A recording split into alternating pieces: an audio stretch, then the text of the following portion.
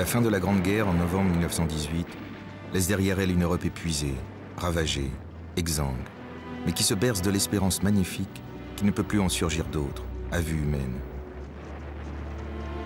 Il doit s'agir de la Der des Der. Il ne faut hélas que 2 décennies pour que survienne un nouveau drame, plus épouvantable encore, où les rêves des pacifistes sont piétinés et une nouvelle génération jetée dans la tourmente.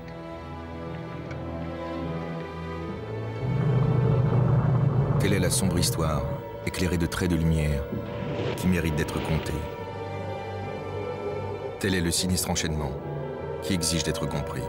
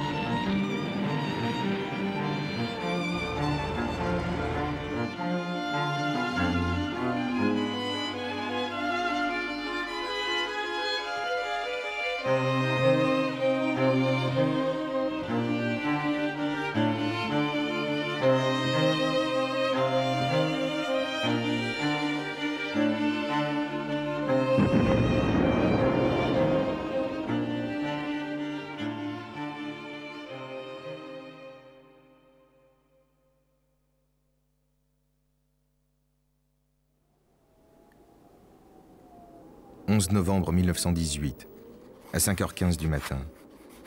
Dans une petite clairière de la forêt de Compiègne, l'armistice est signé par les Allemands dans le wagon du maréchal Foch, généralissime des armées alliées. À 11h, les combats s'arrêtent. Un soldat témoigne. Tout à coup, c'est un silence de mort.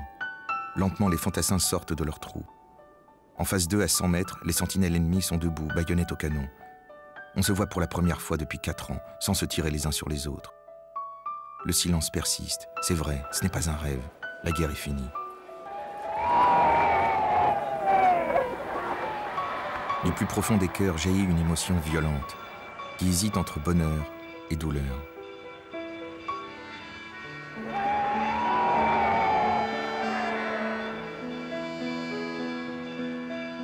Très vite, la nouvelle se propage vers l'arrière.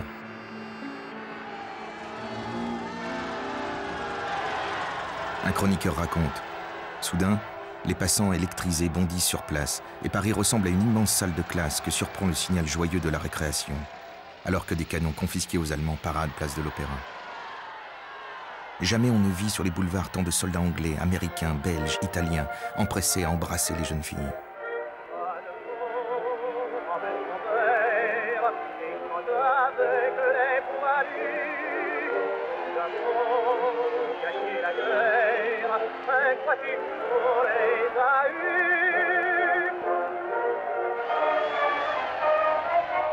Dans tous les pays vainqueurs, la joie déborde.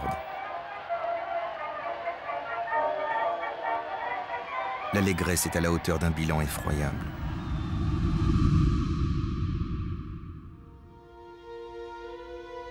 « 60 millions de combattants, 9 millions de morts.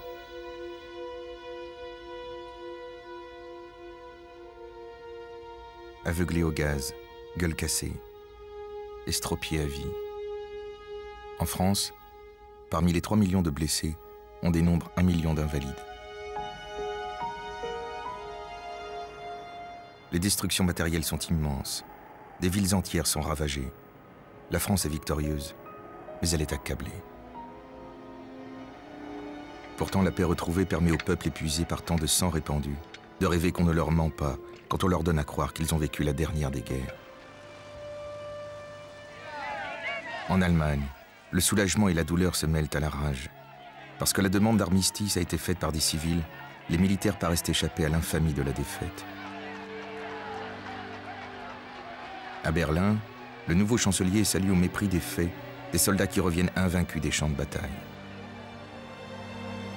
Les généraux allemands, Ludendorff et Hindenburg, sans vergogne, attribuent leur défaite à un coup de poignard dans le dos qu'auraient porté des hommes politiques dévoyés et des bourgeois cosmopolites. L'expression est reprise avec ferveur par beaucoup d'Allemands qui se sentent humiliés et meurtris.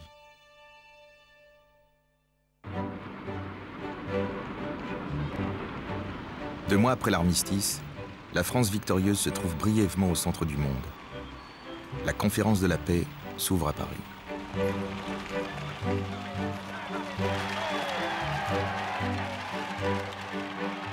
Le président américain, Woodrow Wilson, acclamé dans une capitale en liesse, souhaite promouvoir de grands principes qui doivent fonder une paix définitive.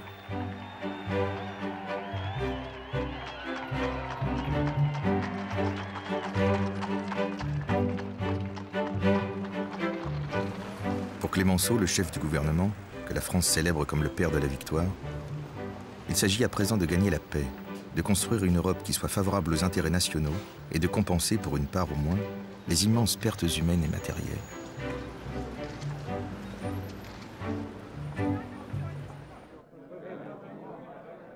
L'Allemagne n'est pas conviée à la conférence qui va dessiner la nouvelle carte du monde. Les quatre grands empires, la Russie, l'Autriche-Hongrie, l'Allemagne, l'Empire ottoman, sont disloqués ou amputés. Sur leur décombre, de nouvelles nations font leur apparition. La Hongrie, la Yougoslavie, la Tchécoslovaquie. Afin de contenir le péril bolchevique, un glacis de pays est créé sur les territoires perdus par l'Empire tsariste. La Pologne ressuscite après 125 ans. L'Allemagne perd plus de 80 000 km², 8 millions d'habitants et toutes ses colonies. Un corridor polonais coupe la Prusse orientale du reste du pays.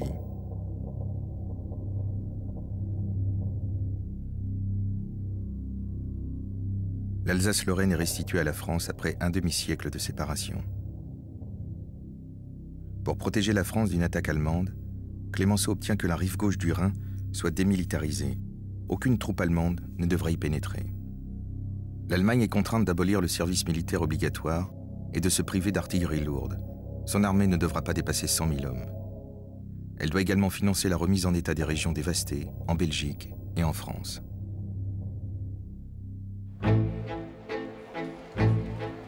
C'est à Versailles que sont convoqués les Allemands pour la signature du traité.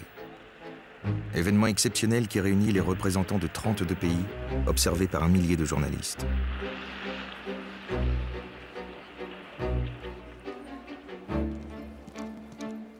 Le traité est signé le 28 juin 1919, dans la Galerie des Glaces, par des délégués allemands qui ont la rage au cœur. Ils n'ont pas le choix. S'ils refusent de paraffer, les Alliés reprendront les armes. Pour les Allemands, la paix de Versailles est un diktat imposé sans merci à leur faiblesse provisoire.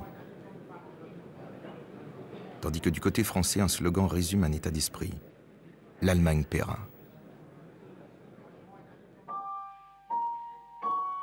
Les 4 négociateurs du traité, qui consentent volontiers à se laisser filmer par la presse, ne sont qu'à moitié satisfaits.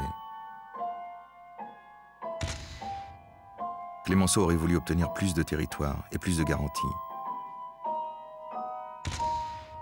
Mais il a été freiné par la ténacité de Lloyd George, Premier ministre britannique, qui, fidèle à une tradition séculaire, redoute une prépondérance de la France sur le continent. Il est entravé aussi par Wilson, l'idéaliste, soucieux de garantir la paix grâce à une société des nations qu'il a passionnément désiré voir naître. Quant à Orlando l'Italien, il est frustré. Il estime que son pays n'est pas récompensé de sa participation à la guerre. On ne lui accorde pas toutes les annexions qu'il espérait.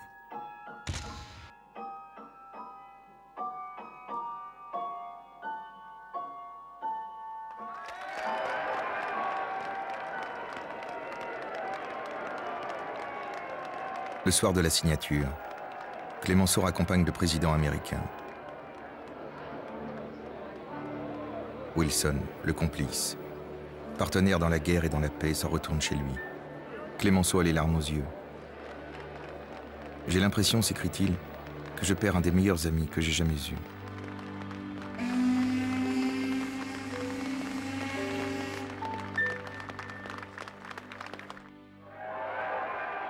Wilson revient en vainqueur aux États-Unis. Mais il ne réussit pas à faire ratifier le traité de Versailles par le Sénat américain. Washington retourne à sa tradition isolationniste et n'adhère pas à cette société des nations que Wilson avait tant voulu voir naître.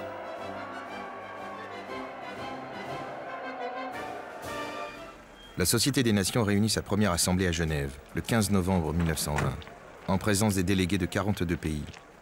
Mais les États-Unis sont absents. D'emblée, pour elle, c'est un lourd handicap. Beaucoup craignent, dès ce moment-là, que les Allemands ne brisent les chaînes dont on les a chargés, aussitôt qu'ils le pourront. Come along, children. Now we're going to have a little music, like old times. L'envie vient au peuple après ces 4 années de folie meurtrière de vivre, sauter, glisser, voler et jouir de l'existence plus haut, plus vite, plus loin. Okay, roll the drums. Les années folles commencent.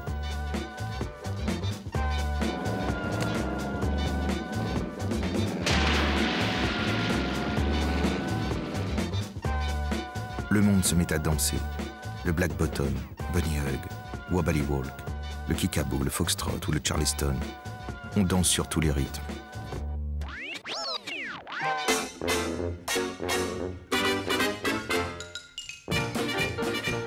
Les techniques, la mode, la place des femmes évoluent à grande vitesse.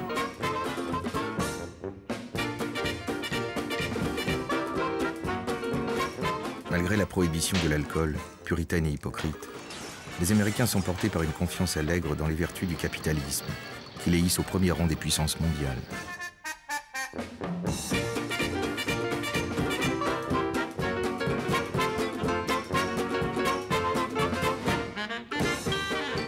Un tourbillon artistique métamorphose la société en profondeur. Paris devient le centre d'une internationale de la création que fréquentent les artistes et écrivains du monde entier.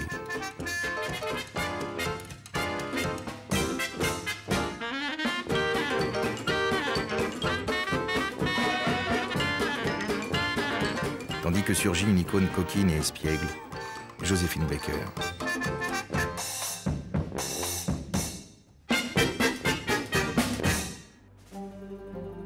Loin de Paris, en Russie, sous l'autorité de Lénine, le pouvoir bolchevique s'est renforcé. Mais après sa victoire à l'issue d'une cruelle guerre civile, elle peut donner à penser qu'après les excès des premiers jours, elle va doucement rejoindre les pratiques social-démocrates. Et dans cette ambiance optimiste, les démocraties occidentales ne s'inquiètent pas trop de l'avènement du fascisme de Benito Mussolini en Italie. Le pays est travaillé par ses frustrations territoriales, ses divisions sociales, l'opposition entre le Nord et le Sud. Mussolini est habile à cristalliser ses tensions à son profit. En octobre 1922, il organise une marche sur Rome qui le conduit au pouvoir.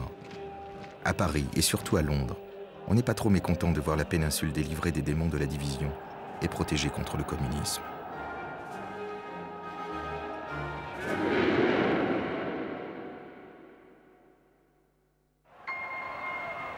Et pour l'heure, c'est en Allemagne que surgissent les événements les plus lourds pour l'avenir.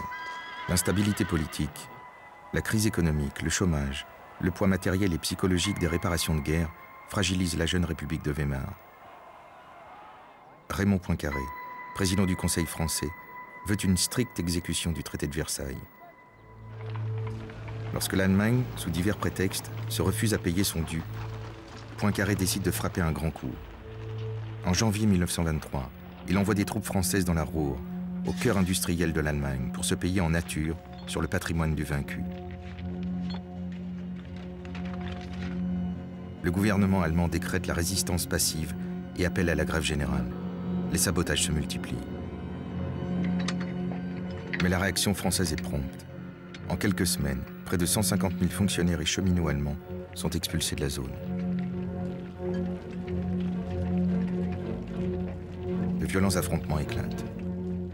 4 ans après Versailles, vainqueurs et vaincus de la Grande Guerre sont de nouveau face à face. La violence culmine lorsqu'à Essen, devant les usines Krupp, les soldats français tirent sur la foule.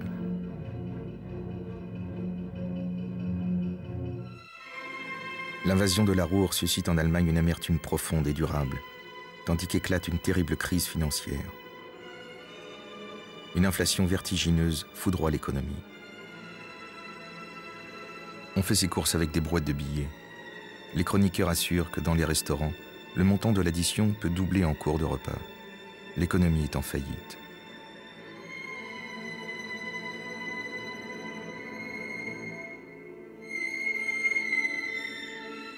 Même dans les salles de cinéma, le courant expressionniste allemand témoigne par sa lumière noire et ses angles tortueux du malaise profond qui pèse sur la société.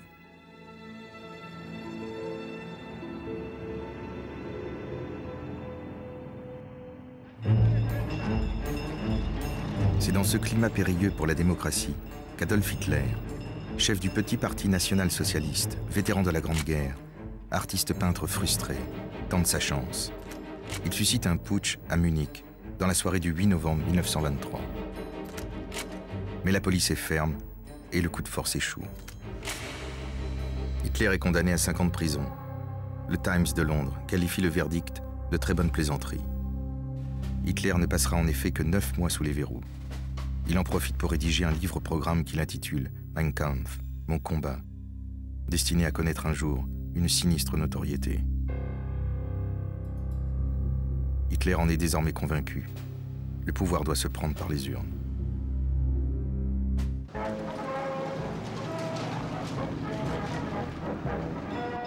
Quoi qu'il en soit de ces tourments et de ces angoisses, on peut encore espérer en ce milieu des années 20 que les forces de la paix et de l'arbitrage l'emporteront sur les pulsions guerrières.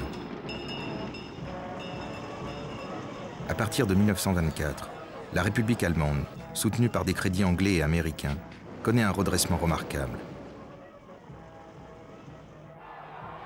Le maréchal Hindenburg, ce chef vaincu qui avait su si bien s'exonérer de sa défaite, est élu président de la République au suffrage universel.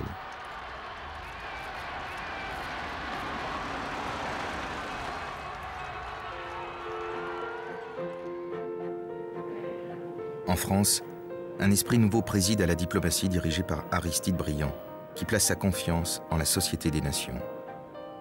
Sous son impulsion, s'ouvre une période de plusieurs années où les espoirs d'un équilibre durable en Europe paraissent légitimes.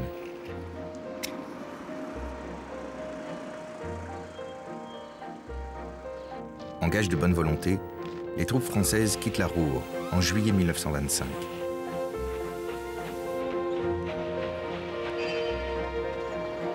Tandis qu'en octobre, dans la petite ville suisse de Locarno, Aristide Briand signe avec Gustav Stresemann, ministre allemand des Affaires étrangères, un pacte par lequel l'Allemagne reconnaît ses frontières occidentales telles qu'elles sont issues du traité de Versailles.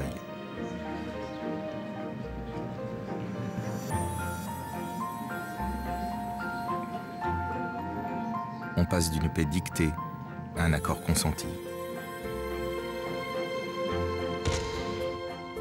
C'est un grand jour pour les forces de la paix. Briand s'écrie. C'est la collaboration entre les nations qui s'ouvre. Les États-Unis d'Europe commencent. En conséquence de Locarno, l'Allemagne est admise au sein de la Société des Nations, qui se trouve ainsi grandement renforcée dans son assise et dans son prestige.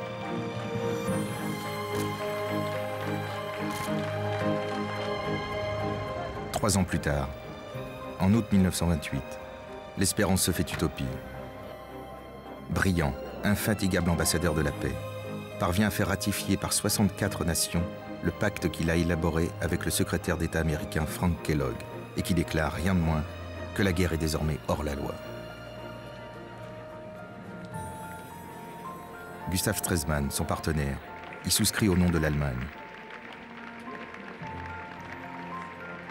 Le pacte Briand-Kellogg, conclu dans l'enthousiasme général, marque la fin de l'après-guerre. 10 années se sont écoulées depuis l'armistice. Un avenir de paix paraît durablement assuré. L'ère de la sécurité collective semble s'ouvrir pour le monde.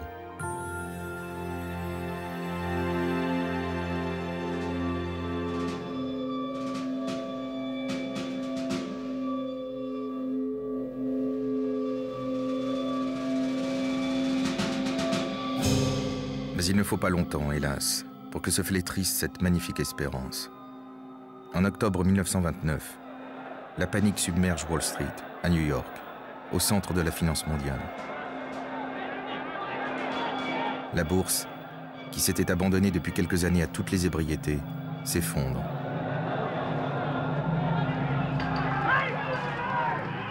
Le krach boursier se mue très vite en crise économique. Les banques, incapables de recouvrer l'argent qu'elles ont massivement prêté, limitent ou suspendent leur activité. Les petits actionnaires, ruinés, ne consomment plus. Des milliers d'entreprises ferment. Le président américain, Herbert Hoover, brillant cavalier, croit que la crise est passagère et pense que la dépression joue simplement son rôle traditionnel d'assainissement. Il déclare sans barguigner que la prospérité est au coin de la rue. Il ne voit pas qu'en réalité, c'est toute l'économie américaine qui est à reconstruire. They used to tell me I was building a dream with peace and glory ahead. Why should I be standing in line, just waiting for bread? Aux États-Unis, entre 1929 et 1932, le nombre de chômeurs bondit de 3 à 13 millions. Des ouvriers, cadres, employés se font cireurs de chaussures, laveurs de carreaux. Le travail est mis aux enchères publiques et des chômeurs, qu'on a juchés sur des tables comme on le faisait jadis pour la vente des esclaves, offrent leurs services pour une bouchée de pain. Once I built a tower up to the sun, brick and rivet and lime. Once I built a tower, now it's done. Brother, can you spare a dime?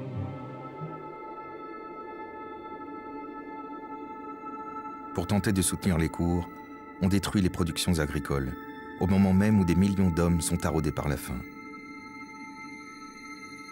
Groucho Marx ironise. À Central Park, ce sont les pigeons qui commencent à nourrir les gens.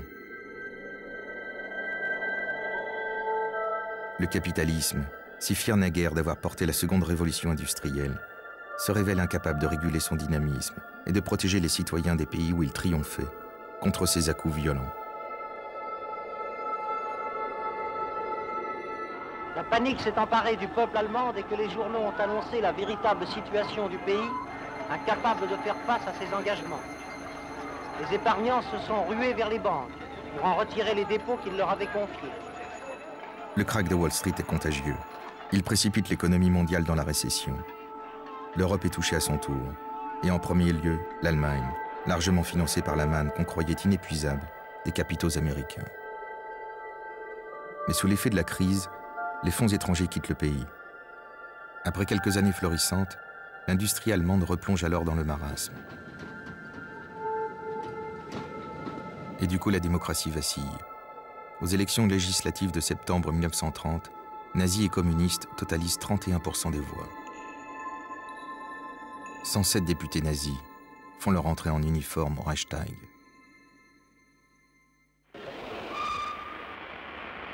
Pour soutenir la démocratie allemande dans la tourmente, Aristide Briand et Pierre Laval, le président du Conseil français, partent pour Berlin.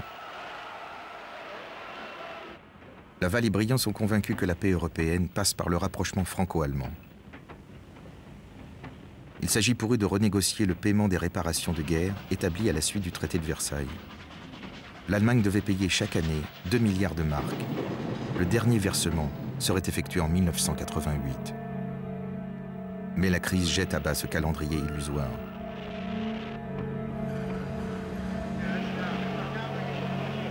Le chancelier allemand Brüning accueille avec empressement la délégation française. Il a besoin du soutien économique de Paris.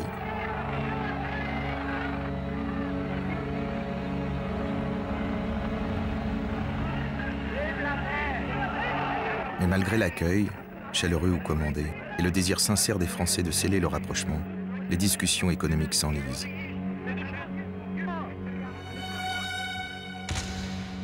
Le chancelier Brüning, prophétique, déclare à Briand: « Si nous ne nous entendons pas, ce qui se déchaînera ici contre la civilisation est inimaginable. »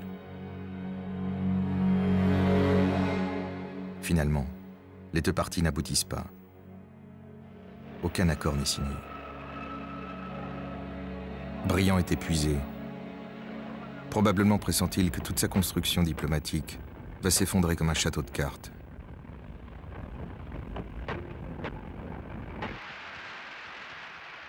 Malgré la fatigue, le pèlerin de la paix poursuit son combat. En septembre 1931, il vient haranguer une dernière fois sa chère Société des Nations. La Société des Nations, dès ses premiers pas, dans une atmosphère de doute et de ridicule.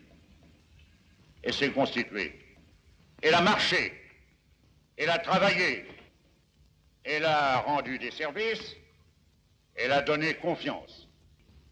Et aujourd'hui, malgré tout, elle a poussé dans la conscience des peuples des racines trop profondes pour que quelques coups de vent sur le haut de ses frondaisons puissent les branler dans ses fondements. Plus de guerre. Nous n'acceptons pas que dans aucun cas, pour aucune cause, dans aucune circonstance, la guerre que nous avons clouée au pilori comme un crime puisse se réveiller contre les autres.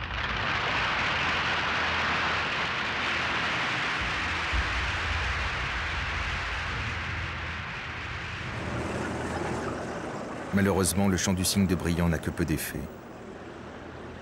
8 jours plus tard, le Japon, membre de la Société des Nations, fait entrer ses troupes en Mandchourie, province de la Chine, et y mène une répression barbare, bien décidé à imposer bientôt son joug au pays tout entier.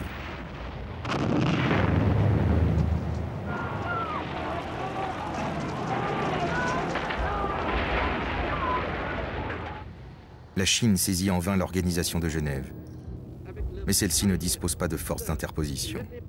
La Grande-Bretagne, soutenue par les États-Unis, se méfie de la Chine qu'elle juge hostile et voit dans le Japon un rempart contre le bolchevisme en Asie. La Société des Nations n'applique donc pas de sanctions sérieuses à l'agresseur. Elle commence dès lors à se déconsidérer aux yeux du monde, tandis que le Japon la quitte bruyamment. Aristide Briand assiste, impuissant et consterné, à cette déchéance. Il succombe à 70 ans, en mars 1932, emportant avec lui dans la tombe les années d'une belle espérance. Au nom de la France, devant les représentants des 57 nations qui siègent à Genève, je salue la dépouille mortelle d'Aristide Briand. La France fait à Briand des funérailles nationales. Paris, tapissé de noir, paraît déjà porter le deuil de la paix.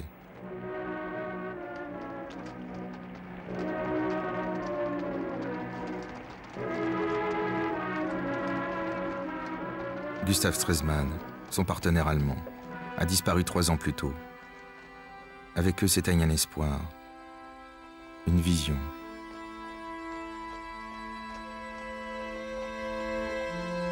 Plus de guerre.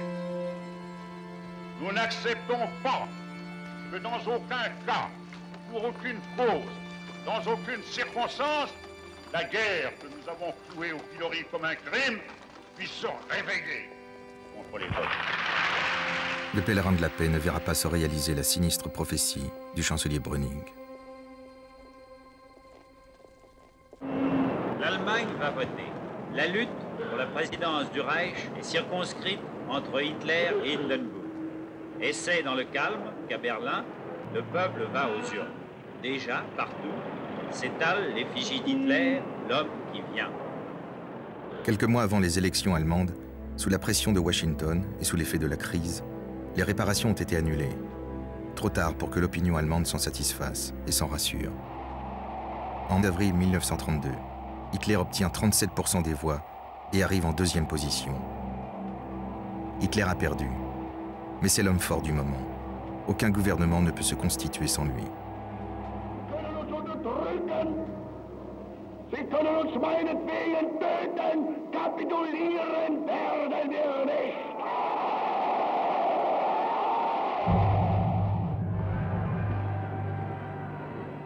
Hindenburg est réélu président de la République. À 84 ans, sous son casque à pointe, ce vieux soldat égaré en politique semble à peine tenir en équilibre. Il se laisse convaincre de nommer Hitler chancelier. Hindenburg paraît momifié. Il vient de signer l'acte de décès de la démocratie allemande. 9 ans après l'échec de son putsch de Munich, Hitler est à la tête d'un parti puissant, sans foi ni loi, appuyé sur des sections d'assaut qui étalent leurs forces et des millions de sympathisants. Il a les mains libres pour mettre en œuvre sa politique, celle-là exactement qu'il avait exposée dans Mein Kampf et à laquelle on n'avait guère prêté attention. Joseph Goebbels, nommé ministre de la propagande, écrit le soir même dans son journal « Nous allons enfin mettre de l'ordre dans cette porcherie ». En février 1933, un groupe de nervis incendie le palais du Reichstag, le Parlement allemand. Ils agissent sur l'ordre d'Hermann Göring, bras droit de Hitler. La police se saisit d'un jeune communiste hollandais qui est présent sur les lieux. C'est un accusé idéal. Dès le lendemain, Hitler attribue le forfait à un complot communiste. Les libertés individuelles sont supprimées. Le PC est interdit. 4000 de ses responsables et un grand nombre d'autres opposants sont déportés dans des camps de concentration, comme Dachau et Oranienburg.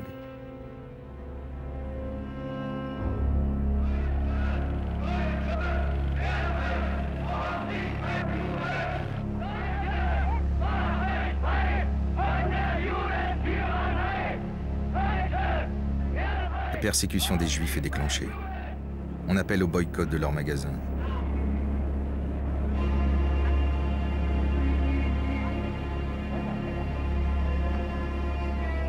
Les Juifs sont pourchassés et progressivement exclus de la société.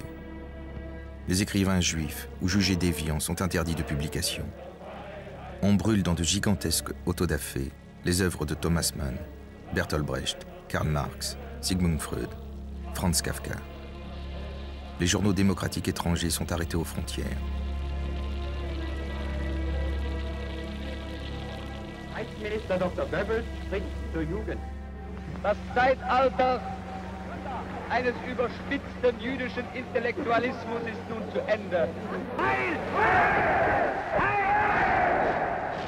Le 1er mai, le régime célèbre la fête du travail dans une manifestation gigantesque. Le lendemain, les syndicats sont dissous. En juillet 1933, moins de 6 mois après l'accession de Hitler au pouvoir, le parti nazi est proclamé parti unique. En octobre, l'Allemagne claque la porte de la Société des Nations. Pourtant, sous le regard hostile des démocraties, Hitler redoute d'être isolé. Il se retourne donc vers le dictateur chevronné qui règne sur l'Italie. Benito Mussolini l'accueille à Venise.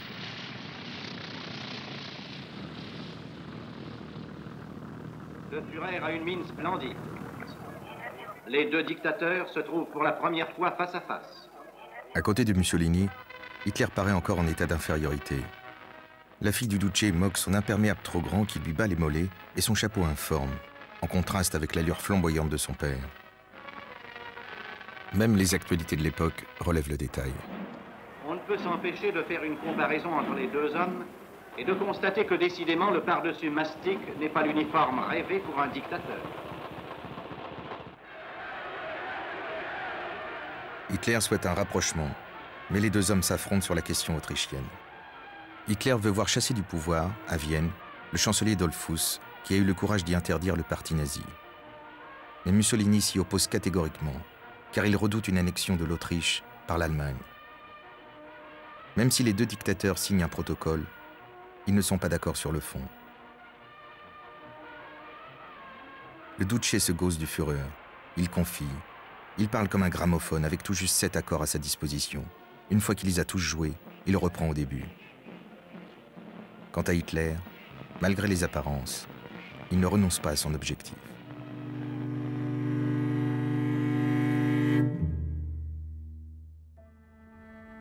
Dès son retour, ses partisans tentent un coup de force à Vienne. Tandis que certains s'emparent de la radio et annoncent la démission du chancelier Dollfuss, d'autres font irruption dans ses bureaux et lui tirent dessus à bout portant. Les forces gouvernementales réagissent avec vigueur et font pendre les meurtriers. Le coup de force a échoué, mais le chancelier Dollfuss succombe.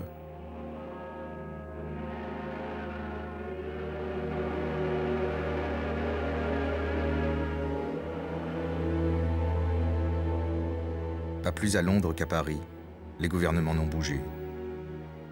Seul Benito Mussolini éclate de colère. Dollfuss était son protégé. Le Duce ne tolère pas que l'Allemagne étende son territoire jusqu'à la frontière italienne. Il envoie 4 divisions vers le col du Brenner, à la frontière entre l'Italie et l'Autriche. Et il accueille cordialement à Florence le nouveau chancelier autrichien Schuschnigg pour lui manifester sa solidarité. Le soutien italien permet à cet homme intelligent et résolu d'affirmer sa détermination devant la Société des Nations. L'Autriche est fermement décidée, aujourd'hui plus que jamais, de remplir sa tâche, à savoir la sauvegarde de son intégrité territoriale.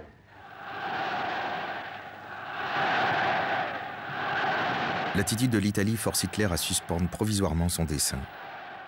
Il a manqué l'Anschluss, mais à ses yeux, ce n'est que partie remise.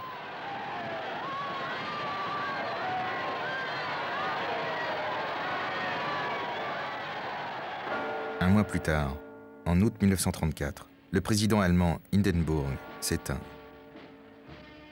La veille, Hitler a fait modifier la Constitution. Il est désormais chancelier et président à la fois.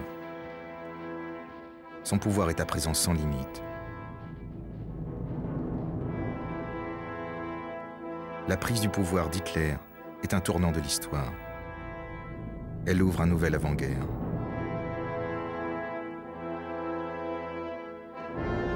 Pourtant, le reste du monde n'en prend conscience que lentement. What's our campaign slogan, Sissy? Happy days are here again. Good, that's right. Aux États-Unis, Franklin Roosevelt accède au pouvoir quelques semaines à peine après Hitler. Il a fait campagne en prenant la défense du citoyen oublié, écrasé par la crise au bas de la pyramide sociale. On attend de lui des miracles. Son élection est un triomphe. Let me assert my firm belief that the only thing we have to fear is fear itself. Roosevelt entre en fonction en mars 1933 et lance le New Deal, une politique interventionniste marquée par de grands travaux. Elle vise à secourir les plus pauvres, à réformer les marchés financiers et à rendre son dynamisme à une économie meurtrie. Roosevelt redonne confiance. Mais il ne se mêle pas directement des affaires européennes. Malgré des manifestations de la communauté juive américaine qui tentent de sensibiliser au sort des juifs allemands, il reste fidèle à la tradition américaine d'un isolationnisme qui correspond aux vœux de la plupart de ses compatriotes, échaudés par la Grande Guerre.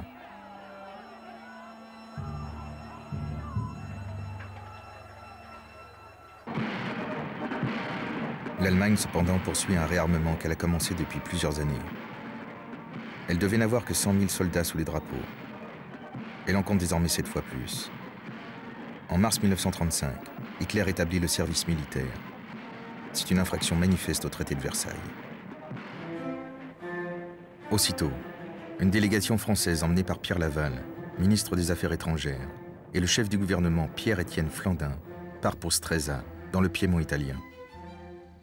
Ils y retrouvent le Premier ministre britannique Ramsay MacDonald et Mussolini, leur hôte, qui se met en scène comme à l'habitude, pilotant lui-même son hydravion.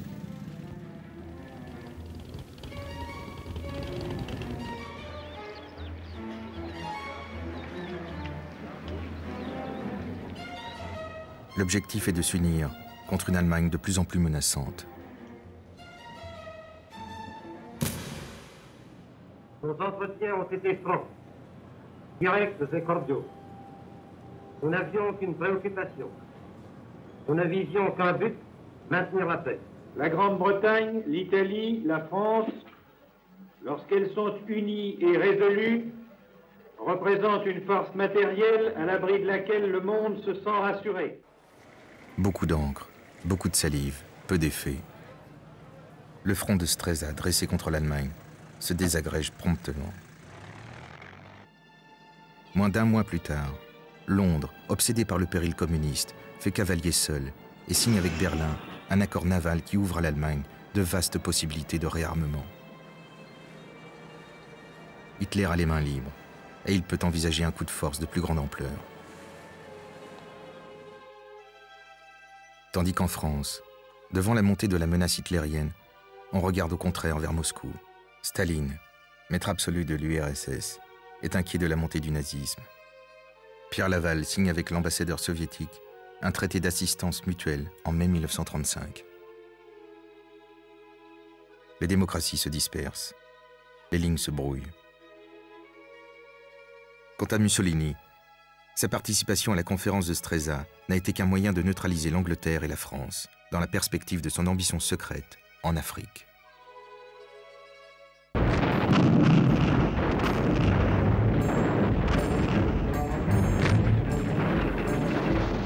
Le 3 octobre 1935, le Duce lance ses troupes à l'assaut de l'Éthiopie à partir de la Somalie italienne.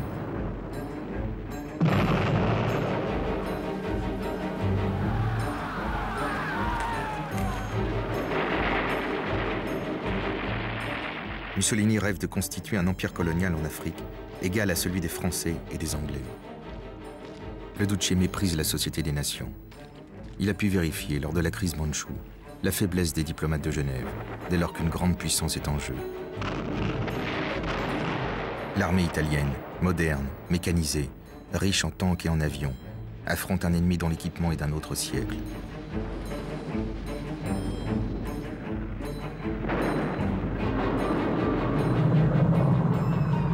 Elle n'hésite pas à employer des gaz de combat pour venir à bout des soldats éthiopiens.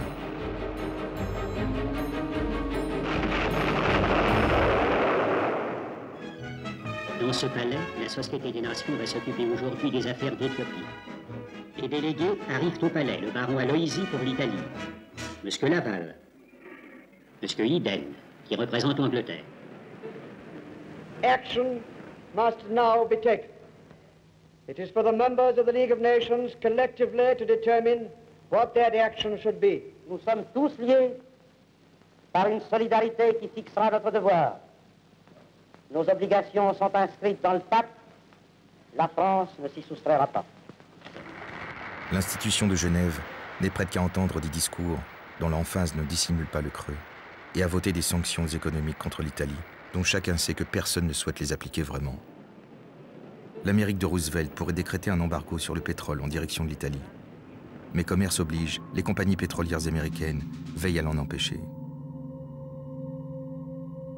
Le charbon allemand parvient généreusement en Italie. Quant à la France, elle ne souhaite aucune sanction. Il faut garder l'Italie au sein de la coalition de Stresa contre les initiatives allemandes. Coûteuse illusion. Lâcheté notoire.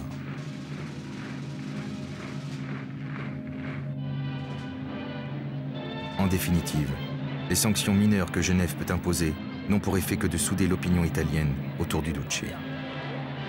Le peuple italien affirme de plus en plus sa volonté de résistance aux sanctions. Voici les femmes italiennes venant déposer sur l'autel de la patrie leurs alliances d'or.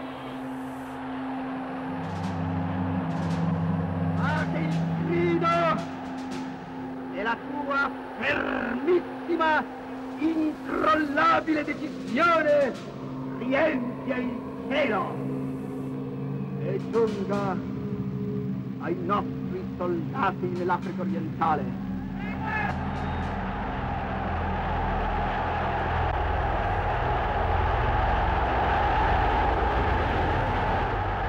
La passivité des démocraties est mortelle à long terme. Hitler compte bien en tirer avantage à son tour. Son mépris pour la Société des Nations est insondable. Il confie « Ces gens rassemblés à Genève ne sont qu'un misérable troupeau. Ils n'agissent pas, ils se bornent à protester et toujours trop tard. » Pour le vérifier, Hitler tente un coup de force. En mars 1936, il fait entrer 30 000 soldats sur la rive gauche du Rhin, qui était démilitarisée depuis 1919. Le traité de Versailles est en passe de devenir un chiffon de papier. La zone tampon qui devait assurer la sécurité de la frontière française n'est plus qu'un souvenir.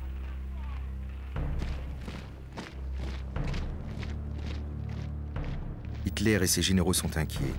Le contingent allemand est peu nombreux et faiblement armé, sans chars ni artillerie lourde. Une riposte immédiate de la France avec le soutien soviétique, l'appui de la Tchécoslovaquie, de la Yougoslavie, de la Pologne, ferait probablement s'écrouler le régime nazi.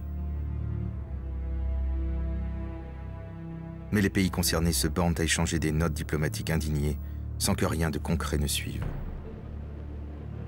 En France, Albert Sarraut, président du Conseil, fait à la radio une déclaration martiale. Nous ne sommes pas disposés à laisser placer Strasbourg sous le feu de canons allemands. Puis il rentre se coucher. Hitler remporte son coup de force, qui n'était en fait qu'un coup de bluff.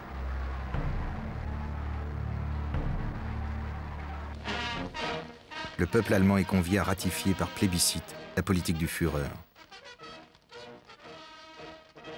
Le ministère de la Propagande a habilement organisé le référendum en une immense fête populaire.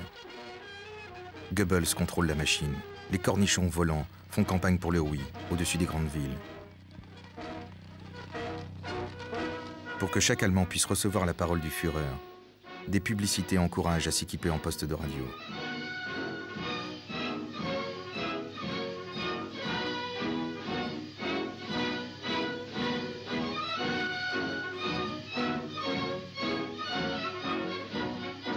Ob du glaubst, dass ich fleißig gewesen bin, dass ich gearbeitet habe, dass ich mich in diesen Jahren für dich eingesetzt habe? Wenn ja, dann tritt für mich ein, so wie ich für dich eingesetzt habe. La population allemande approuve la politique hitlérienne à 99% des suffrages. Ainsi peut-il méditer tranquillement des annexions territoriales. Avec Göring, son proche séide, Hitler planifie une vaste flotte aérienne. Chaque mois qui passe enfle désormais la puissance militaire du Reich.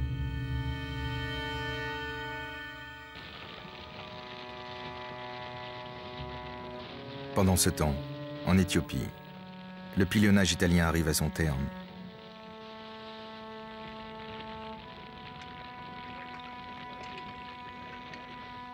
Et malgré la résistance héroïque de la population, les troupes du Duce prennent et pillent la capitale, Addis Abeba. L'Empire d'Éthiopie est annexé au Royaume d'Italie.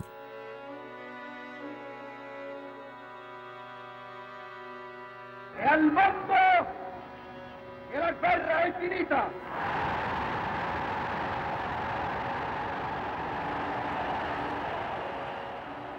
L'Etiopia è italiana! Viva l'Italia!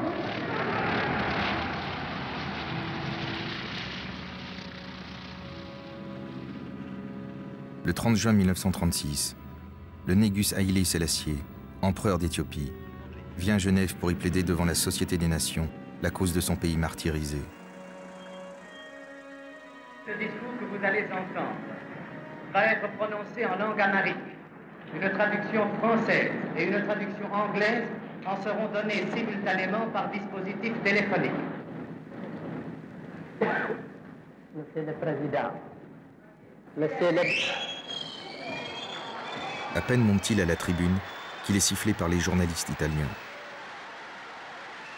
Ensuite, une coupure de courant l'empêche de parler. Après quelques minutes, les agitateurs sont expulsés. Je dirai mieux toute ma pensée avec toute la force de mon esprit et de mon cœur en parlant en amharique. ጦርነቱ እንደተጀመረ በ1935 ዓመተ ምህረት መጨረሻ የኢጣሊያን የአውሮፕላኖች በጦር ሰራዊት ላይ የጋዝ ላክሬሞጂን ያለበት ቦምብ ጣሉ። እኔ ቀዳማዊ ኃይለ ሥላሴ የኢትዮጵያ ንጉሠ ነገሥት የዛሬ 8 ወር 50 መንግስታት የዓለምን መንግስታት ሕግ የተላለፈ የአጥቂነት ጦርነት መደረጉን አረጋግጠው ካስታወቁ በኋላ ለሕዝቤ ይደረግለታል የተባለውን እርዳታ የሚገባውንም ትክክለኛ ፍርድ ለመጠየቅ ዛሬ በዚህ ቀርቤያለሁ።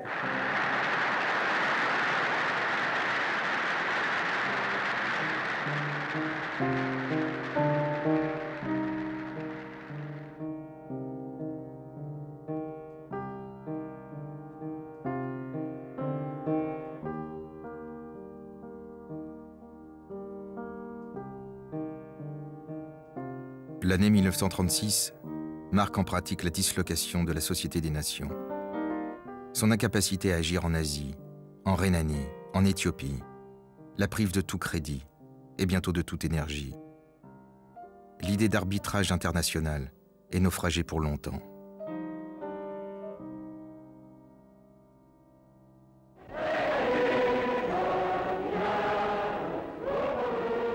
En France, en mai 1936, le Front populaire remporte les élections législatives.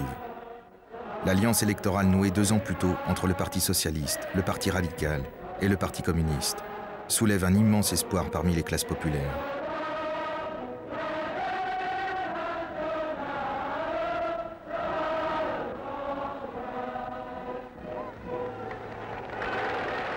Dans tout le pays, les grèves et les occupations d'usines, de chantiers et de magasins se multiplient pour faire pression sur le patronat et encourager le gouvernement de Léon Blum à accomplir de grandes réformes sociales. Malheureusement, les photographes ne sont pas en grève.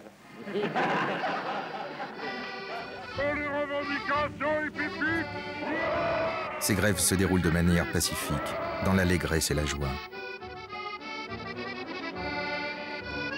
Léon Blum conduit des réformes spectaculaires. La semaine de 40 heures et les premiers congés payés qui permettent à beaucoup d'ouvriers de partir en vacances pour la première fois de leur vie.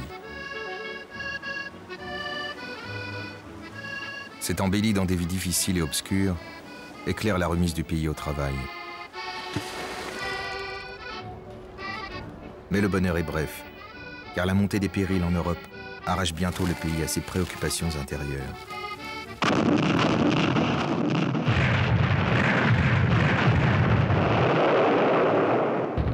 La guerre d'Espagne éclate en juillet 1936.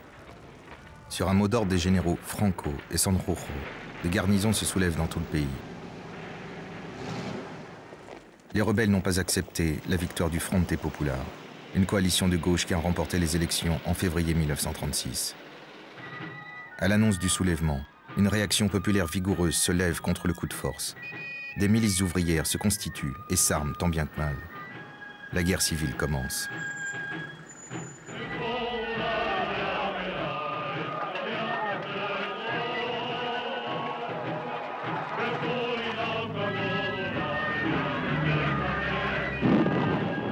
D'emblée, les combats sont d'une extraordinaire férocité.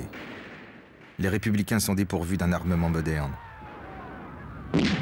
Tandis qu'en face, les insurgés franquistes reçoivent bientôt un appui résolu de l'Allemagne hitlérienne et de l'Italie fasciste.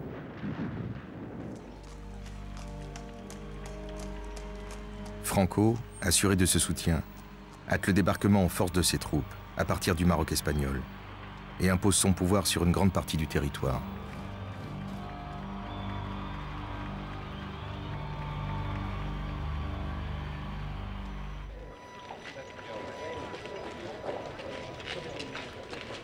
Pendant ce temps, le gouvernement de la République espagnole fait l'amère expérience de la solitude. Il approche Léon Blum pour lui demander le droit d'acheter en France des armes et des avions. Moment décisif. Léon Blum se sent profondément solidaire. Et pourtant, la mort dans l'âme, il est contraint de rester hors jeu. Car il sait que la Grande-Bretagne ne le rejoindra pas dans l'aventure d'une intervention en Espagne. Le Premier ministre, Neville Chamberlain, se méfie du pouvoir des Rouges en Espagne. Et il est partisan, comme la majorité de ses compatriotes, d'une politique d'apaisement, de compromis avec les dictatures. Léon Blum est impuissant. De surcroît, dans son propre gouvernement, les radicaux sont hostiles à l'idée d'agir sans les Anglais. Quant à la droite française, elle fulmine contre une telle perspective. En réalité, le choix de Blum n'est pas entre intervention et abstention, mais de rester au pouvoir sans intervenir ou de démissionner. Sa tâche au gouvernement commence à peine. Il ne partira pas. Léon Blum tente néanmoins d'élaborer une solution. Ce qui permettrait peut-être d'assurer le salut de l'Espagne et le salut de la paix, c'est la conclusion d'une convention internationale par laquelle toutes les puissances s'engageraient à l'abstention en ce qui concerne les livraisons d'armes, s'engageraient à interdire l'exportation en Espagne du matériel de guerre. Le pacte de non-intervention que Blum propose et signé par les principales puissances, dont l'Allemagne et l'Italie. Marché de dupes. Hitler et Mussolini s'engagent, d'abord secrètement, puis de plus en plus ouvertement, en envoyant soldats et munitions. Mussolini y dépêche une armée complète, 80 000 hommes, des mitrailleuses et des canons, tandis qu'Hitler expédie 10 000 hommes de la Légion Condor, des avions et des chars. Léon Blum, pour sa part, se borne à pratiquer ce qu'on appelle pudiquement une non-intervention relâchée. Officiellement, l'embargo est respecté, mais les autorités françaises ferment les yeux sur le trafic d'armes et favorisent l'envoi discret de quelques avions.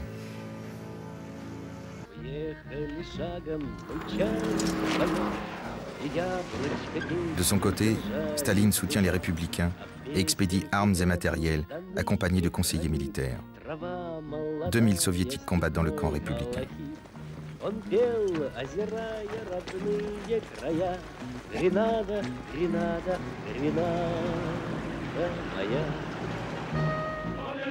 Sous l'impulsion de l'internationale communiste, des volontaires viennent combattre aux côtés des républicains. D'Allemagne, d'Italie, de France, des hommes et des femmes de tous âges risquent leur vie pour sauver la République espagnole.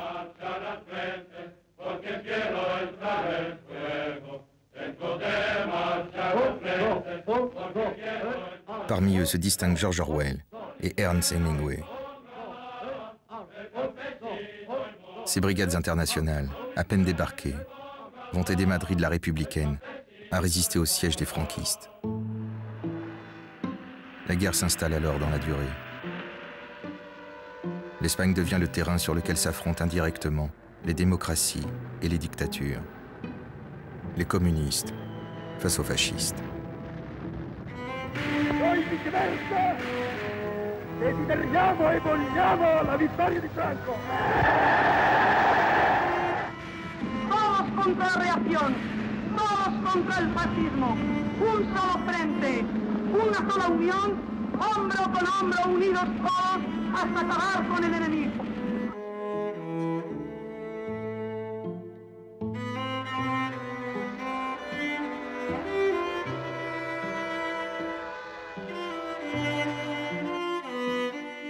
Ce conflit qui s'éternise ravage les populations civiles, tandis que les dictatures expérimentent leurs armements et leurs stratégies. Le 26 avril 1937, des avions allemands et italiens larguent plus de 50 tonnes de bombes et 3000 engins incendiaires sur la petite cité basque de Guernica.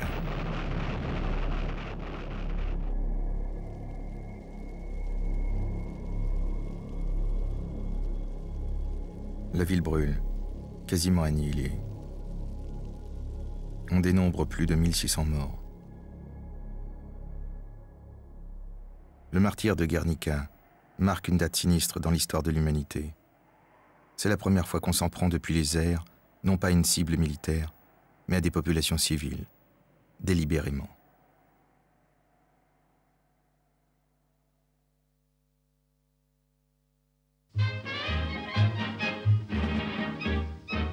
C'est moi le guide de l'exposition, je m'appelle Daniel Pinoche. Suivez-moi les grands et les mioches, je suis l'as des explications.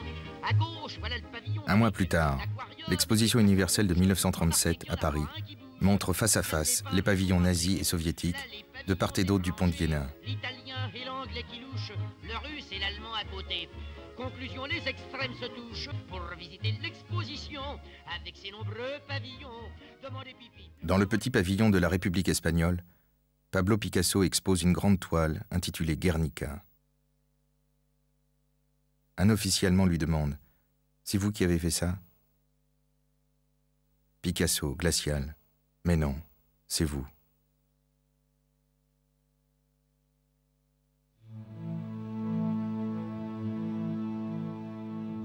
La guerre d'Espagne expose au grand jour la faiblesse des démocraties. Elle révèle la dépendance française envers une Angleterre qui, aveugle au danger fasciste, obsédée par le péril communiste, ne songe pour l'heure qu'à bannir tout risque de guerre, quel que soit le prix à payer pour sauver la paix. Compromis ou lâcheté. Mais surtout, le conflit espagnol scelle le rapprochement entre Hitler et Mussolini, naguère en froid, désormais complices. Le 1er novembre 1936, Mussolini déclare « La verticale Berlin-Rome est un axe autour duquel peuvent s'unir tous les pays européens. Axe. Le mot est trouvé. Mais pour que l'axe affirme sa puissance sur le théâtre européen, il faut que disparaisse le pays qui sépare encore l'Allemagne et l'Italie. Cette Autriche, pays natal de Hitler, sur laquelle il n'avait pas réussi naguère à mettre sa griffe. Dans son esprit, ce n'était que partie remise. Depuis l'assassinat du chancelier Dollfuss par les nazis, l'Autriche est toujours dirigée par Kurt Schuschnigg. Il a hérité du régime autoritaire de Dollfuss. Les partis d'opposition sont interdits, y compris le parti nazi, ce qui paraît intolérable à Hitler.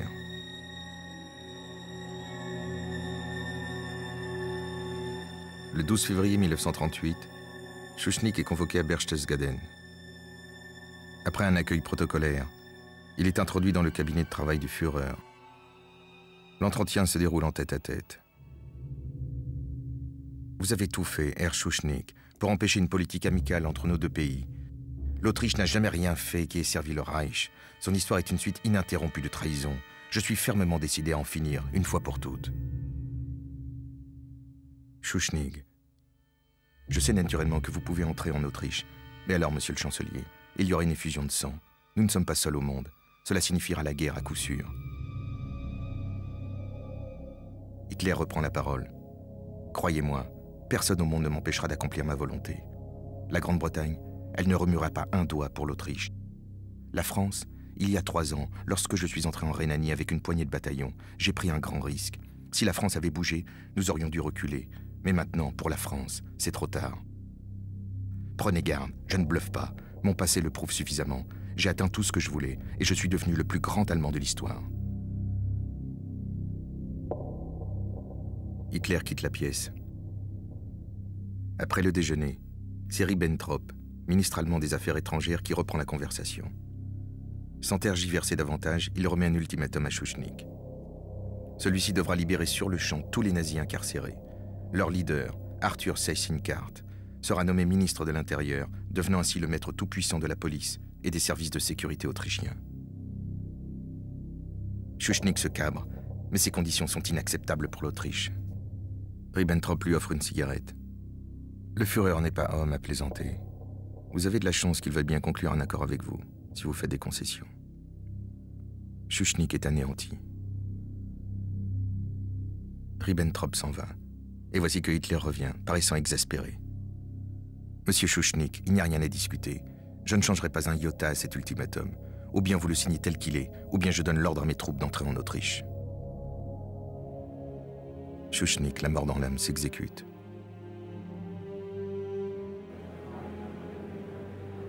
Mais un mois plus tard, le chancelier autrichien joue sa dernière carte.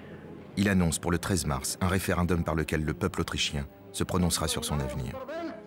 Maßgebend muss bleiben der feste Wille des österreichischen Volkes und die unabänderliche Überzeugung seiner verantwortlichen Führung, dass unser Österreich Österreich bleiben muss. Hitler réagit aussitôt. Au référendum prévu par Schuschnigg, il répond par un nouvel ultimatum. Si Schuschnigg ne se retire pas immédiatement, l'Allemagne envahira l'Autriche. Déjà des mouvements de troupes sont signalés aux frontières. Schuschnigg, désespéré, appelle à l'aide dans un dernier sursaut les démocraties européennes. À Paris, le gouvernement vient de tomber. On ne trouve pas d'interlocuteur. Quant à la Grande-Bretagne, le Premier ministre Chamberlain n'exprime qu'une molle condamnation. Mussolini, qui est à présent entièrement complice, adresse un message d'amitié à Hitler. Défendre l'Autriche ne l'intéressait plus. Schuschnigg, totalement isolé, capitule. Il annonce lui-même sa démission à la radio. Der Herr Bundespräsident beauftragt mich, dem österreichischen Volke mitzuteilen, dass wir der Gewalt weichen. Wir haben, weil wir um keinen Preis, auch in dieser ernsten Stunde nicht, deutsches Blut zu vergießen gesonnen sind, so verabschiede ich mich in dieser Stunde von dem österreichischen Volke. Gott schütze Österreich!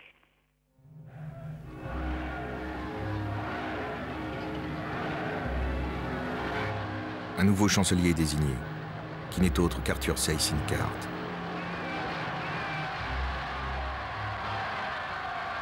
Conformément à un plan préétabli, il demande à Hitler son intervention militaire, en prétextant le risque d'une agitation révolutionnaire. Les armées allemandes entrent donc en Autriche, sans rencontrer aucune résistance.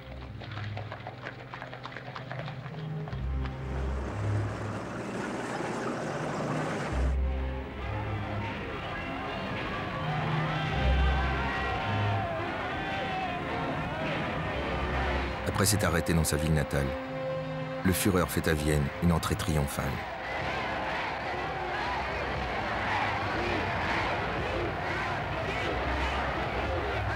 Schuschnigg est arrêté par la Gestapo. Il passera les prochaines années dans un camp de concentration. Hitler a gagné la partie. Il vient d'annexer sans coup férir un pays entier. Les démocraties n'ont pas bougé.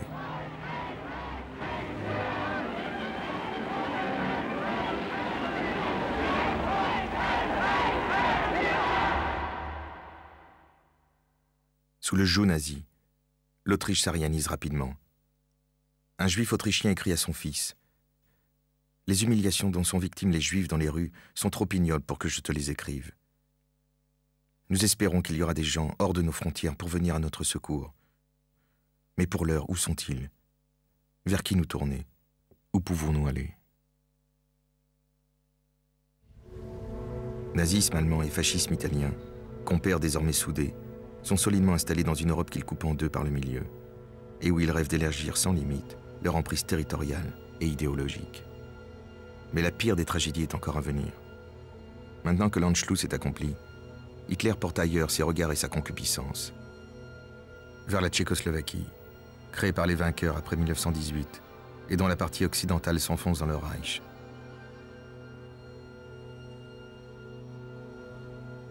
La jeune démocratie tchèque assure à Paris et à Londres une précieuse alliance de revers face aux forces de l'Axe en Europe centrale. Présidée par Edouard Beneš, un vieil ami de la France, elle dispose d'une des armées les plus fortes du continent et d'une industrie puissante. Hitler a demandé à ses généraux de mettre au point un plan d'invasion, tout en acceptant de patienter un peu. S'en prendre à la Tchécoslovaquie aussitôt après l'Anschluss pourrait dépasser le seuil de tolérance des démocraties. Le fruit n'est pas encore mûr. Selon son habitude, le Führer combine une menace militaire avec des manœuvres diplomatiques intenses. Et peut-être le fruit tchèque tombera-t-il tout seul.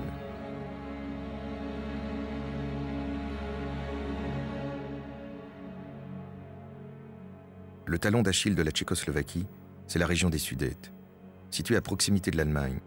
Sur cette frontière se trouvent des fortifications tchèques puissantes. Mais derrière elles vivent 3 millions d'Allemands qui constituent la plus importante minorité germanique en dehors des frontières du Reich. Hitler y entretient le Parti allemand des Sudètes. Dirigé par Konrad Henlein, cette formation ne réclame rien de moins que le droit de créer un État national socialiste autonome à l'intérieur de la Tchécoslovaquie.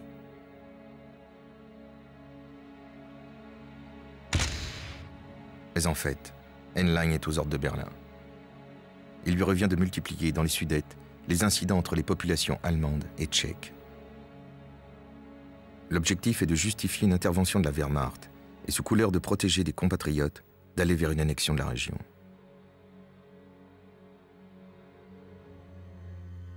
En septembre 1938, la tension est à son paroxysme. La police tchèque est attaquée par les partisans de Henlein. On relève 7 morts sur le pavé. Le président Edouard Beneš se voit contraint de déclarer l'état de siège. La mission de Konrad Henlein est accomplie. À la tribune du congrès nazi de Nuremberg, Hitler excite ses partisans et exige l'autonomie de la région. Diese Deutschen sind nun ebenfalls Geschöpfe Gottes. Und hat die 7 Millionen Tschechen nicht geschaffen, dass sie 3,5 Millionen Deutsche überwachen, bevormunden und noch viel weniger vergewaltigen und quälen. Ich möchte aber hier versichern, dass es auch deutsche Interessen gibt, die wir entschlossen sind wahrzunehmen, und zwar unter allen Umständen. Si l'Allemagne envahit les Sudètes, la France et l'Angleterre, qui sont liées par un accord d'assistance mutuelle avec Prague, devront intervenir par les armes. 20 ans après Versailles, l'Europe, angoissée, apparaît à nouveau au bord de la guerre. Le gouvernement de Londres, que la France a laissé mener le jeu depuis des années, souhaite à tout prix l'apaisement. Le Premier ministre Chamberlain propose à Hitler une rencontre bilatérale. Führer's ready acceptance of my suggestion encourages me to hope that my visit to him will not be without result.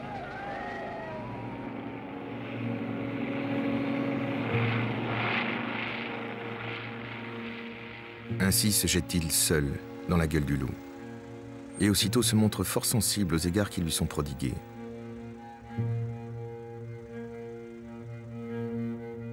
Vous avez une grande demeure, dit-il à Hitler. Vous êtes vous autres Anglais des spécialistes des grandes demeures, rétorque le Führer. C'est vrai, je serais ravi que vous veniez les visiter. Croyez-vous que ce soit le moment rêvé, répond Hitler vaguement inquiet.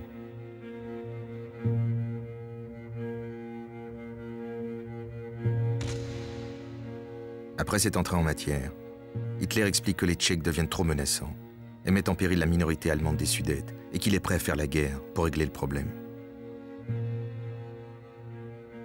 Hitler n'exige plus seulement l'autonomie revendiquée par son complice Heinlein, mais d'annexer au Reich les régions peuplées par plus de 50% d'Allemands. Chamberlain écoute, sans claquer la porte, et rentre à Londres.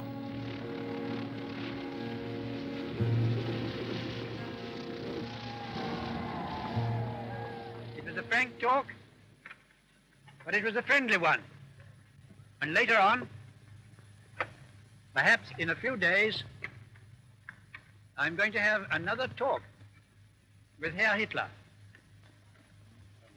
Only this time, he has told me that it is his intention to come halfway to meet me.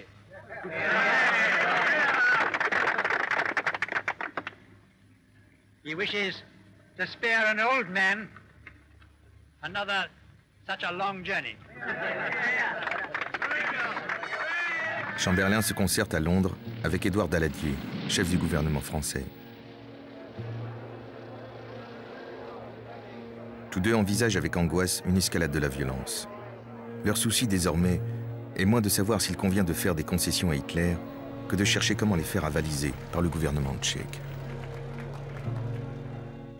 Ils font pression sur le président Beneš pour qu'il livre à Hitler toutes les zones où vivent plus de 50% d'Allemands. Et ils le préviennent sans détour qu'en cas de refus, Prague ne pourra pas compter sur leur soutien. Beneš n'a pas le choix. Il s'incline le jour même, la rage au cœur. Nous sommes le 21 septembre 1938. Le lendemain, Chamberlain, commis voyageur zélé d'une paix à laquelle il est prêt à tant sacrifier, retourne en Allemagne. Il est introduit à l'hôtel Dressen de Godesberg pour exposer à Hitler les larges concessions que l'Angleterre et la France viennent d'arracher au gouvernement tchèque. Mais Hitler choisit de surenchérir. « Je suis désolé, mais cela ne suffit plus. » Stupéfaction de Chamberlain. « Nous avons pourtant accepté toutes vos conditions. » Hitler refuse le projet d'annexion limitée. Il exige à présent toute la région des Sudètes. Et il réclame que la Pologne et la Hongrie puissent revendiquer également une part du territoire tchécoslovaque dont elles disent avoir été privées en 1919. Hitler remet un document à Chamberlain.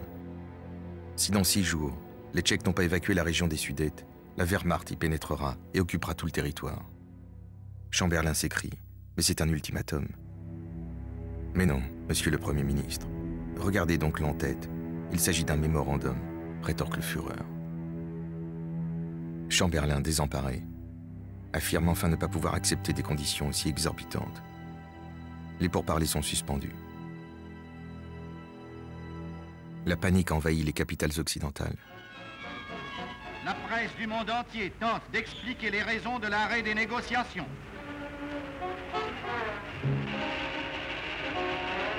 Monsieur Chamberlain est de retour à Londres, porteur du mémorandum et de la carte remis par le chancelier Hitler et destiné à la Tchécoslovaquie. I trust that all concerned will continue their efforts to solve the Czechoslovak problem peacefully, because on that turns the peace of Europe in our time. Chamberlain est à nouveau rejoint par Daladier. L'atmosphère est enfiévrée. Dans moins d'une semaine, l'Allemagne attaquera la Tchécoslovaquie. La France, conformément aux accords passés, devra alors entrer en guerre à ses côtés, bientôt rejointe par l'Angleterre et la Russie. L'heure est dramatique.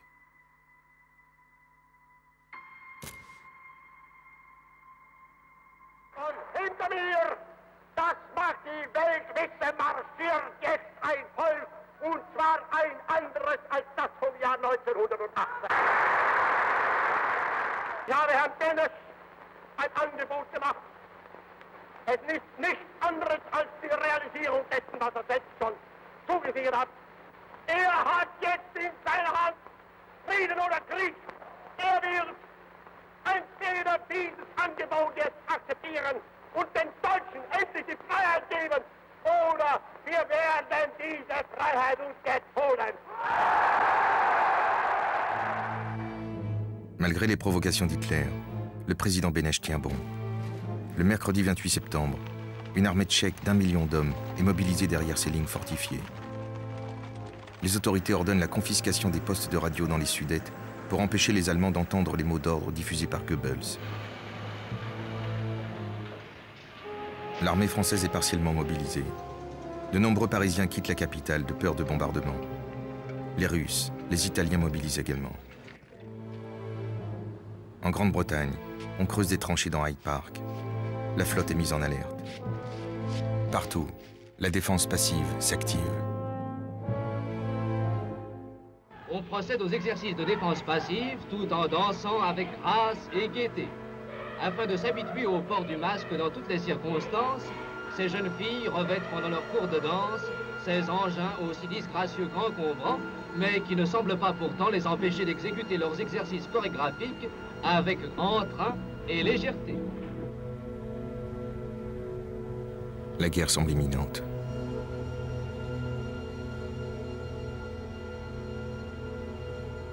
Mais Hitler l'avait-il réellement? Devant la réaction des démocraties, il opère un tournant. Une heure avant que n'expire l'ultimatum, une nouvelle tombe dans les rédactions. Sous l'influence de Mussolini, Hitler annonce qu'il repousse de 24 heures son ultimatum. Il invite Chamberlain et Daladier à une entrevue à Munich. Le Duce sera présent. Les Tchèques ne sont pas conviés. La nouvelle de la rencontre de Munich provoque dans toute l'Europe un immense soulagement. La Grande-Bretagne est transportée de joie. Dans les rues, on crie « Dieu bénisse le Premier ministre ». Pour la troisième fois, Chamberlain s'apprête à partir pour l'Allemagne. I was a little boy. I used to repeat, if at first you don't succeed, try, try, try again. That's what I'm doing.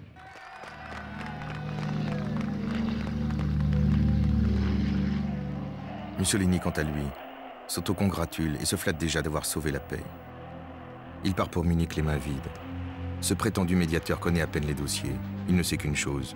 Hitler veut à tout prix s'emparer des Sudètes. Daladier s'envole pour Munich, sans même avoir pu établir avec Chamberlain une stratégie commune en face des exigences du Führer. Il emporte dans sa serviette une carte du 2e bureau de renseignement militaire où se dessine une évidence. Il ne faut à aucun prix abandonner à Hitler les fortifications tchèques.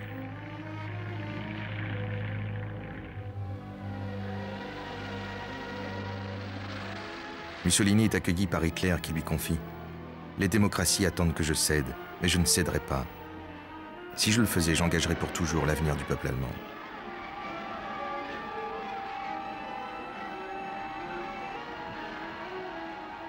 Daladier est reçu par Ribbentrop. Les croix gammées, l'accueil qui se veut chaleureux, accroissent son malaise.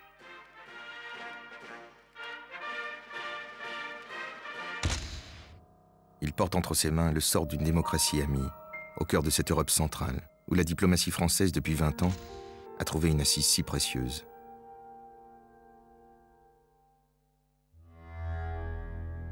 Chamberlain arrive à son tour, et toutes les délégations se retrouvent à la Führerhaus.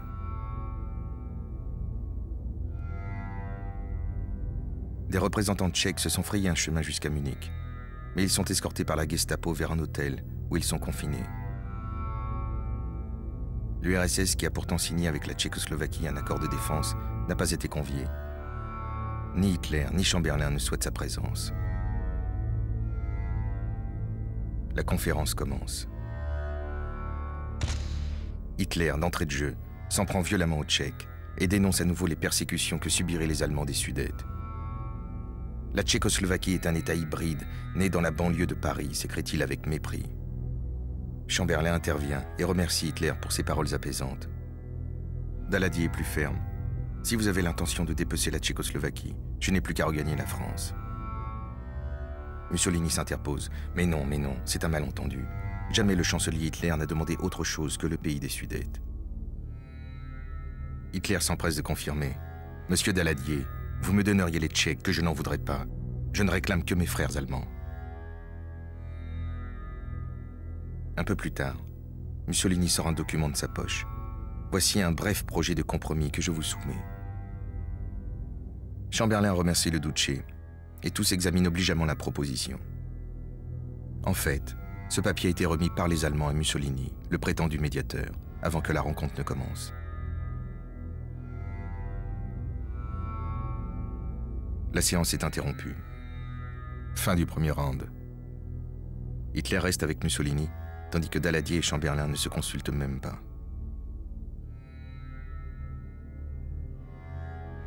Lorsque la conférence reprend, Daladier, entraîné dans l'engrenage de la lâcheté, se laisse doucement convaincre.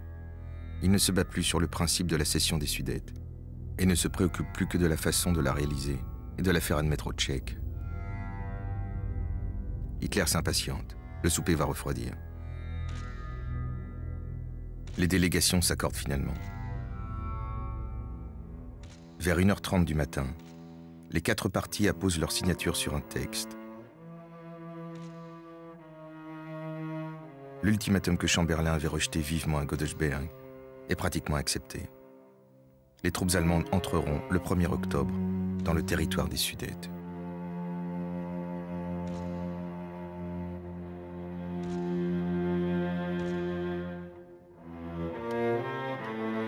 Les délégués tchèques, qui attendaient glacés dans leur chambre d'hôtel, sont informés sans ménagement du résultat. Chamberlain bâille. Daladier prévient que la sentence est sans appel, sans aucune possibilité de modification. C'est tout juste si, aux yeux des deux hommes, les Tchèques ne devraient pas les remercier de ce que leur pays existe encore. Avant de regagner Londres, Chamberlain parvient à s'entretenir avec Hitler en privé. Il lui demande de signer une déclaration qu'il lui propose. Hitler accepte de paraffer le morceau de papier. Chamberlain lui avait offert les Sudètes sans combattre. Le Führer lui devait bien ça. Chamberlain rentre en Angleterre. Il se garde bien de dire le contenu précis des accords de Munich. Il agite son trophée comme signe de victoire. Here is the paper which bears his name upon it as well as mine.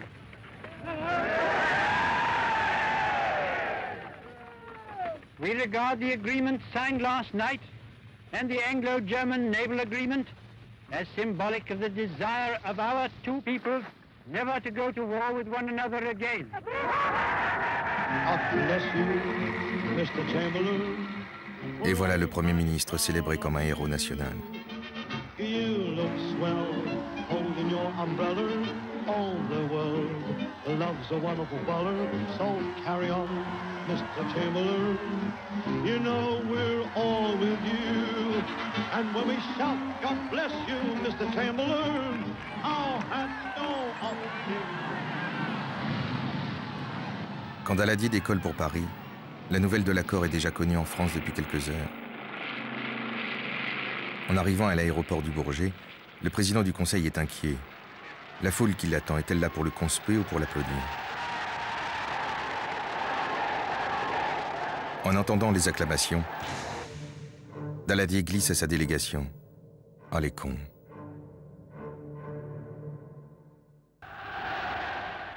Hitler fait une entrée triomphale à Berlin. Les Sudètes sont à lui, les usines, les matières premières. Les généraux de la Wehrmacht sont rayonnants. Ils craignaient de n'être pas capables de casser les fortifications tchèques. Et voici qu'elles leur sont offertes.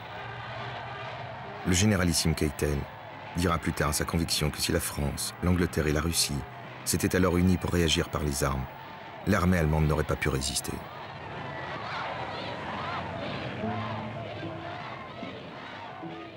Le démembrement de la Tchécoslovaquie commence sur le champ. Le 1er octobre 1938, les troupes allemandes entrent dans les Sudètes. Les jours suivants, la Pologne et la Hongrie, avides de participer à la curée, s'emparent des territoires tchèques qu'elles convoitaient si ardemment.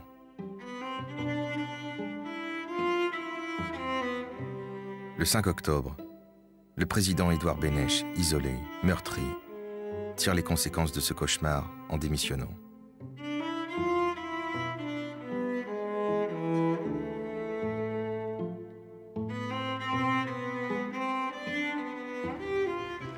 Peu à peu, les détails des accords de Munich commencent à être connus par le grand public. La honte, lentement, progresse dans les consciences. Gabriel Péry, jeune député communiste de Seine-et-Oise, prend la parole à la tribune du Palais Bourbon. Nous voudrions, messieurs, que l'on n'oublie pas trop vite, dans ces journées d'apothéose, qu'on vient d'immoler une victime et que cette victime a été sacrifiée parce qu'elle avait cru à la parole française. Vous avez accompli quelque chose de grave. Vous avez tué cet élément essentiel de force pour une démocratie, la confiance des peuples. Vous venez de démontrer au monde qu'il était imprudent et dangereux d'être l'ami de la France. Un clivage coupe en deux le monde politique et l'opinion publique. Les Munichois contre les anti-Munichois. Il ne faut pas plus de 6 mois pour que Hitler viole les accords de Munich. En mars 1939, la Wehrmacht envahit ce qui reste de la Tchécoslovaquie, met la main sur la Bohême et la Moravie, et entre triomphalement dans Prague.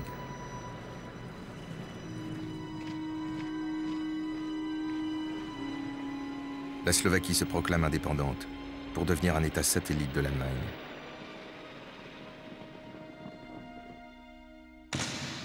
La République tchécoslovaque est morte. Des milliers de réfugiés, démocrates, communistes, juifs, sont jetés sur les routes sans avoir nulle part où aller.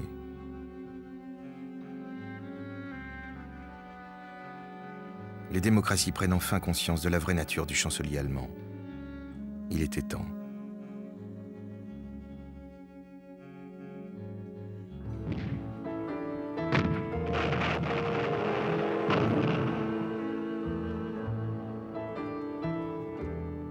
En Espagne, dans le même temps, à l'issue d'une guerre civile atroce de 3 ans, qui a fait 400 000 morts, les armées de Franco remportent la victoire et écrasent les républicains dans le sang. Une dictature de plus s'installe en Europe. 3 mois plus tard, coup de tonnerre, Staline, tenu à l'écart des pourparlers de Munich, a craint que ces accords aient été une carte blanche laissée à Hitler par les démocraties pour qu'il tourne ses appétits vers l'Est. Le 23 août 1939, la Russie signe avec Berlin un pacte de non-agression. La seule chance qui restait d'éviter la guerre était de convaincre l'Allemagne qu'elle risquait de la perdre. Démonstration impossible dès lors qu'elle pouvait compter sur la neutralité russe. Le 1er septembre 1939, à 5h45 du matin, la Wehrmacht pénètre en Pologne.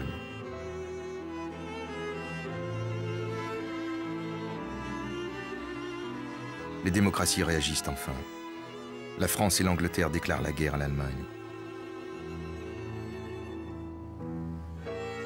La Seconde Guerre mondiale commence.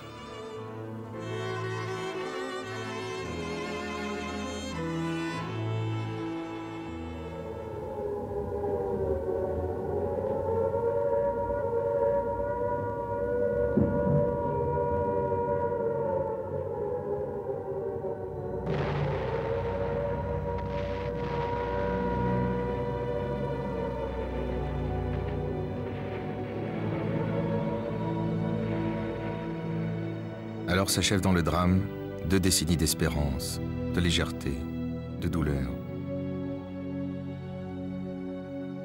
Le traité de Versailles, riche en ambivalence, ne portait pas la certitude de l'échec. Mais les dépravations du capitalisme ont fait naître partout misère et rancœur, exploitées par des tyrans habiles à en nourrir les passions collectives. Tandis que chez les démocraties, le souvenir du sang versé entre 1914 et 1918 a entretenu un pacifisme qui n'a pas su discerner le moment où il a commencé de travailler contre lui-même. En laissant les dictateurs opérer leur coup de force, l'Europe s'est